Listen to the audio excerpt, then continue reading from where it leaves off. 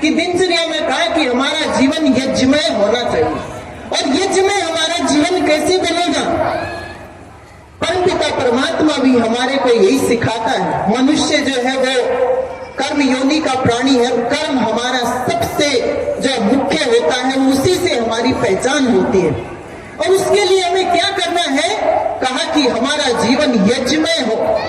सबसे पहले कहा वेद का पढ़ना पढ़ाना। वेद हम नहीं पढ़ सकते, वेद हम नहीं पढ़ा सकते, उपनिषद हम नहीं पढ़ सकते, नहीं पढ़ा सकते, कोई भी और ग्रंथ हम नहीं पढ़ सकते, नहीं पढ़ा सकते। तो क्या कहा कि तुम यज्ञ करो। और यज्ञ कौन से? कि 5 यज्ञ अपने जीवन में अपना लो तो एक तरह से कायाकल्प हो जाएगा। सबसे पहले हम जो है मूर्ति पूजा का बहुत विरोध करते हैं। अरे समाज की शैली है, सुधारात्मक शैली है।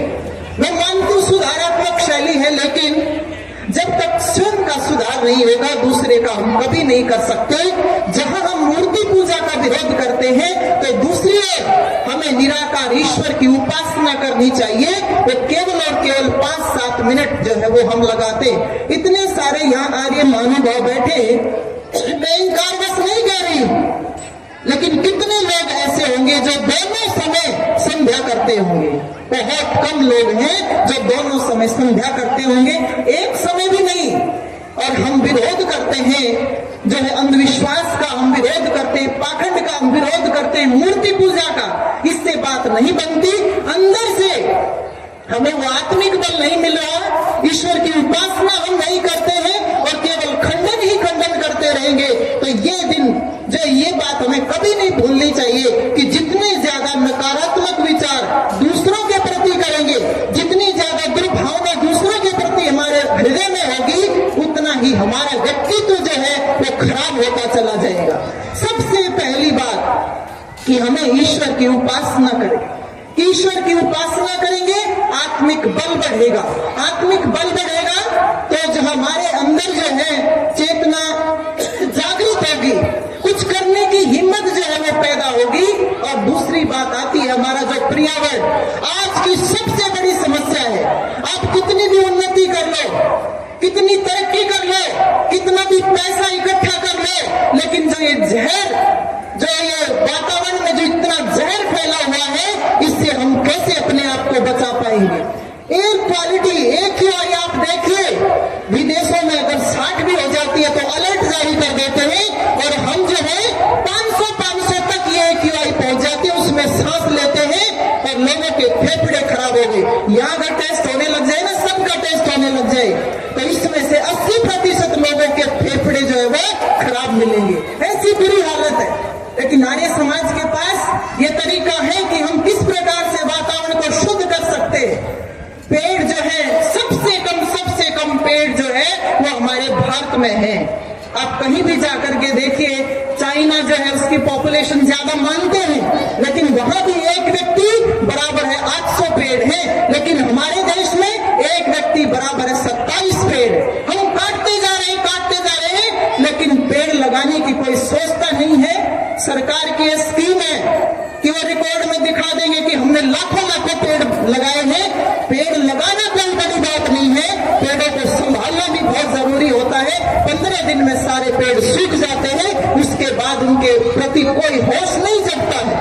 तो ये युवा यहाँ बैठे हैं, इनको ये कमान संभालनी चाहिए कि ज्यादा से ज्यादा आप पेड़ लगाएं। और ज्यादा से ज्यादा जैसे यज्ञ हम करते हैं, और खाली केवल स्वाहा करने से या जो सामान्य जो सामग्री है उसको डालने से कभी जो है वातावरण शुद्ध नहीं हो सकता। हमें ये प्रखरता अपने अंदर लानी चाहिए। बहुत सारे आयुर्वेदाचार्य आर्य समाज में हैं, वो बता सकते हैं कि किन किन औषधियों से को डाल करके हम जो है अब यज्ञ की अग्नि में डालेंगे तो वातावरण जो है शुद्ध हो जाएगा। और आर्य समाज में तो बहुत सारे ऐसे विद्वान रहे हैं कि उन्होंने बारिश करवाई भी है यज्ञ के माध्यम से, और बारिश को रुकवाया भी है। क्योंकि आज इतना ज्यादा जो वातावरण इतनी प्रदूषित होता जा रहा है, ये हमारे लिए बहुत बड़ा चैलेंज है, बहुत बड़ी चुनौती है। जब हम खुले हवा में सांस भी नहीं ले सकते तो हम बताइए हम क्या कर सकते हैं? तो ये कहा ऋषियों ने, यज्ञ करो, वातावरण को शुद्ध करो, क्योंकि ये जो 5 देवता हमारे अग्नि, वायु, आकाश, जल और पृथ्वी, इनका बहुत बड़ा ऋण हमारे ऊपर है। इस ऋण से हम किस प्रकार से उऋण हो सकते हैं, ये हमें सोचना चाहिए। क्योंकि निष्कामता अगर हमारे कर्मों में नहीं होगी तो कर्म जो है वो हमें बांध डालते हैं। तो निष्काम भाव है ये, केवल परोपकार की भावना से इस वातावरण को शुद्ध करे। तीसरी बात आती है कि आज बड़े बुजुर्ग माता पिता, उनकी क्या हालत है, क्या स्थिति है, आप जरा समझिए कि कैसे वो जो है उपेक्षा का शिकार हो रहे हैं। हमें सोचना है, आज इतने सारे वृद्धाश्रम जो दिन प्रतिदिन खुलते जा रहे हैं। आप अच्छा भोजन दे सकते हैं, आज दवाई दे सकते हैं, अच्छे कपड़े ला सकते हैं, परंतु यदि उनकी उपेक्षा करनी शुरू हो जाती है, इतने सारे बुजुर्ग यहाँ बैठे हैं, अगर बच्चे जो है, चाहे बहू है चाहे उनका जो है बेटा है, अगर वो उपेक्षित उनको कर देते हैं तो वही जीते जी मर जाते हैं।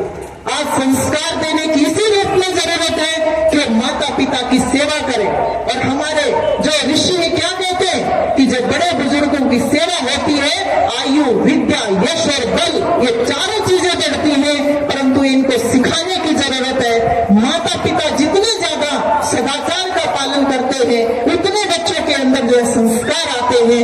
हमें इस बारे में भी विचार करना चाहिए, सोचना चाहिए। बाहर बाहर की बातों से जो है वो बात बनती नहीं है। अतिथियों का सम्मान है, अतिथि देवो भव।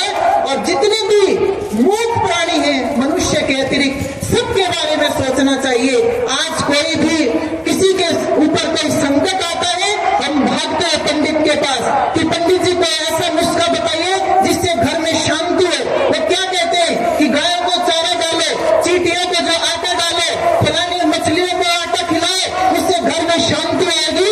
लेकिन शाम होते ही घर में जो है फ्रिज में अंडे रखे होते हैं, मीट रोज पकता है। तो इस प्रकार की जो गहरी सोच हमारी बन गई है, इससे बात बनने वाली नहीं है। तो दैनिक दिनचर्या में ये निष्कामता हमारे अंदर भरेगी, तभी जो है हमारा मनोबल बढ़ेगा और तभी हम समाज और देश के लिए कुछ कर पाएंगे। अपने व्यक्तिगत जीवन को शुद्ध और पवित्र बनाना बहुत जरूरी है। कुछ विचार मैंने आपके सामने रखे। आप सबका बहुत बहुत धन्यवाद। सबको नमस्कार।